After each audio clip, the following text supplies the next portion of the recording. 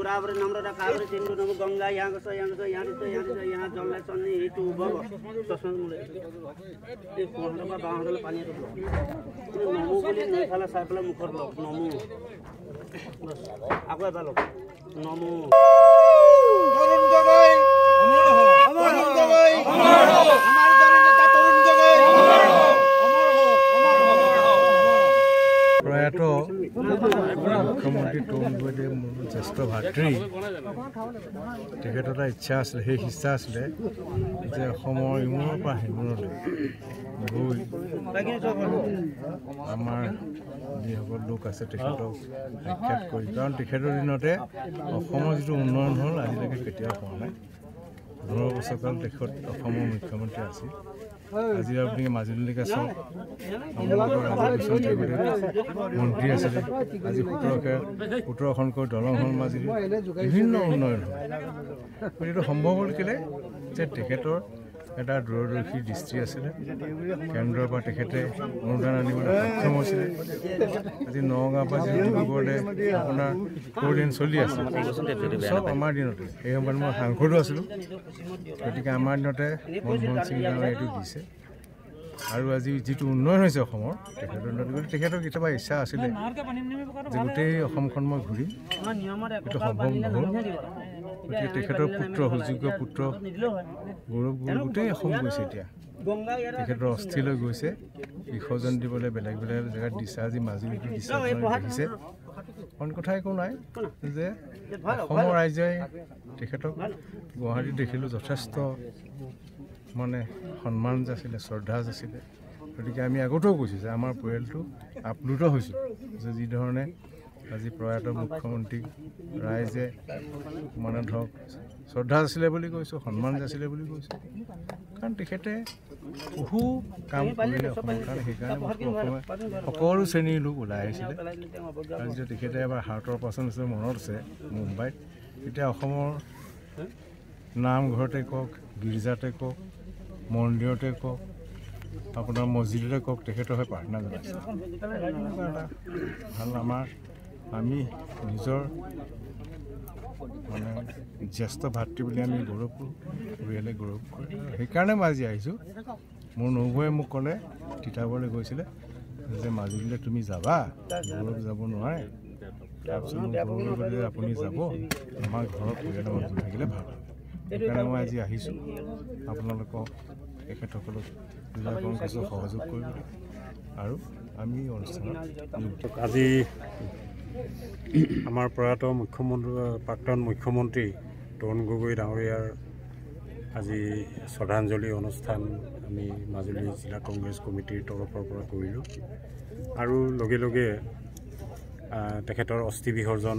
আজি কৰা হ'ল ইয়াৰ পাছতে আমি নাম আছে আজি আমি অতি শ্ৰদ্ধাৰে তেখেতক সুঁৱৰিছোঁ বিশেষকৈ মাজুলীবাসীৰ হৈ মাজুলীৰ কাৰণে তেখেতে যথেষ্ট কৰি থৈ গ'ল 1971 চনত যেতিয়া তেখেত যোৰহাট সমষ্টিৰ লোকসভা সমষ্টিৰ সাংসদ আছিল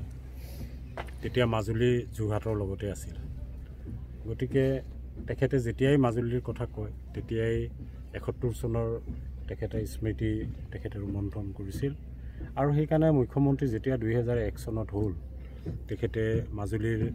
প্ৰত্যেকটো সমস্যাৰ লগত জড়িত আছিল প্ৰত্যেকটো সমস্যা তেখেতে ইয়াত আহি খা খবৰ লৈছিল আৰু 2003 চনত তেখেত আহি মাজুলীৰ খহনীয়াৰ যিটো ভয়ংকৰতা সেই ভয়ংকৰতা উপলব্ধি কৰি তেখেতে দিল্লীলৈ তেতিয়াৰ প্ৰধানমন্ত্ৰী অটল বিহাৰী বাজপেয়ীক লগ ধৰি গোটেই মাজুলীৰ বুলিয়ে নহয় তেওঁ মাজুলীৰ বিশেষভাৱে মাজুলী আৰু গোটেই অসমৰ কাৰণে গৰাখহনীয়াৰ বাবে স্কিম ভাৰত চৰকাৰে ল'ব লাগে বুলি তেখেতে হেঁচা দিছিল আৰু তেতিয়া অটল বিহাৰী বাজপেয়ীয়ে তেখেতে যুক্তি যেতিয়া প্ৰদৰ্শন কৰিছিল তেতিয়া অটল বিহাৰী বাজপেয়ী ডাঙৰীয়া তেতিয়া সন্মতি হৈছিল আৰু তেতিয়াৰ পৰা ৰৌমৰীয়াই হওক মাজুলীয়েই হওক তেতিয়া যিটো ইৰোজন প্ৰটেকশ্যন গৰাখহনীয়াৰ কাৰণে যিটো স্কিম আঁচনি সেই আঁচনিবোৰ আৰম্ভ হৈছিল 2003 চনতে আৰু 2004 চনৰ পৰা ব্ৰহ্মপুত্ৰ বৰ্ডৰ যোগেদি মাজুলীৰ সুৰক্ষাৰ কাম তেখেতে আৰম্ভ কৰিলে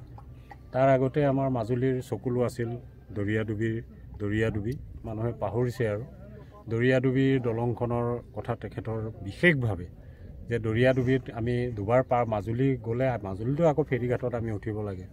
সেইকাৰণে গধূলি 5টা বজাৰ পাছত মানুহৰ যি অৱস্থা হৈছিল বয়সস্থ মানুহখিনিয়ে জানে আজি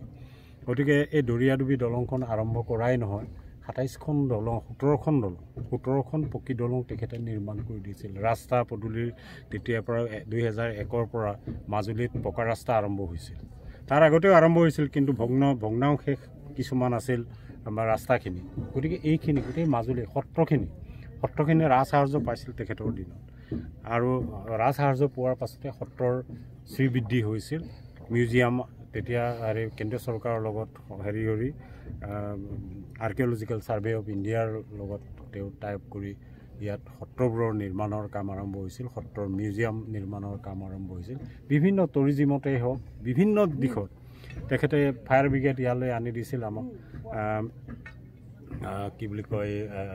পুলিচ ডিষ্ট্ৰিক্ট আমাক দিছিল ইয়াত গতিকে এনেধৰণৰ বিভিন্ন কামত স্কুল কলেজৰ পৰা আদি কৰি বুনিয়াদ আঁচনিৰ যোগেদি যি কিমান স্কিম মাজুলীত দিলে কিমান ডেভেলপ কৰিলে সেইটো আজি আমি শ্ৰদ্ধাৰে তেখেতক সোঁৱৰিছোঁ তেখেতৰ দিনতে মাজুলীৰ ডেভেলপমেণ্ট আৰম্ভ হৈছে 2001 চনৰ পৰা গতিকে আমি সঁচাকৈ আজি মাজুলীবাসীয়ে অকল মাজুলী জিলা কংগ্ৰেছ বুলিয়ে নহয় কংগ্ৰেছ পৰিয়াল বুলিয়ে নহয় মাজুলীৰ সমগ্ৰ ৰাইজে অসমৰ সমগ্ৰ ৰাইজে আজি তৰুণ গগৈক শ্ৰদ্ধাৰে সোঁৱৰিছে আৰু তেখেতৰ স্মৃতি চাৰণ কৰিছে আজি তেখেতৰ ঠায়ে ঠায়ে জিলাই অস্থি বিসৰ্জন হৈছে আজি মাজুলীতো আমি অস্থি বিসৰ্জন কৰিছোঁ তেখেতৰ আত্মা চিৰশান্তি লভক তেখেত অমৰ হৈ আহক মানুহৰ মনত মানুহৰ মানসপটত তেখেত সদায় অমৰ হৈ থাকিব মাজুলীৰ ৰাইজৰ ওচৰত তেখেত সদায় অমৰ হৈ থাকিব আমি সদায় তেখেতক শ্ৰদ্ধাৰে সোঁৱৰিম তেখেতে কৰি যোৱা কামখিনি আমাৰ আদৰ্শ হৈ থিয় হ'ব আৰু আমাৰ সমাজ জীৱনত তেখেতে এজন আদৰ্শ হৈ সমাজৰ কাম কৰাত আমাক সদায় প্ৰেৰণা দিয়ে